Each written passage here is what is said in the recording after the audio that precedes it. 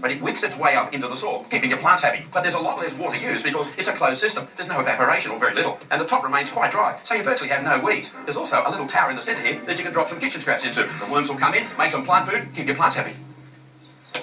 Now for my garden bed, I'll be using this trough. Now for the system to work efficiently, it needs to be about 60 centimetres deep. That's 30 centimetres for gravel to hold the moisture and 30 centimetres for the soil or the growing medium. Now you could go shallower, but certainly don't go any deeper or any higher because the system just starts to break down. This trough has a drainage hole, so we need to line it, and some geofabric will protect our garden plastic from the rough interior.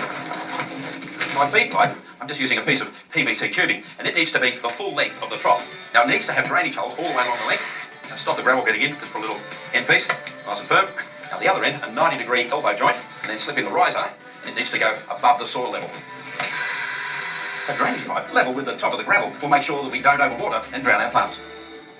Right, okay, now this is where it's going to sit, just in front of the wall. In the bottom I need to put my gravel, and what I'm using is in fact scoria, 20mm, so it's a good size, nice and chunky, but it'll still allow plenty of water to sit in there.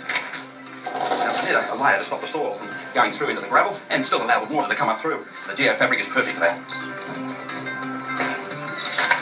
Now before we add any more soil, I'm going to put in a worm tower. I've drilled holes all the way around the outside of it, and it needs to go into the soil for about that level.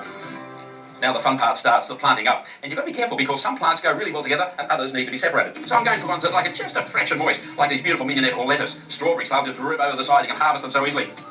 Chives, of course, some lemongrass, great for the cooking, and some oregano. Now transplanting seedlings, they always have a bit of a shock. So water them in well from the top and add a bit of seaweed solution, that'll settle the roots down. Now this will very likely be about the last time you'll ever have to water from the top, because from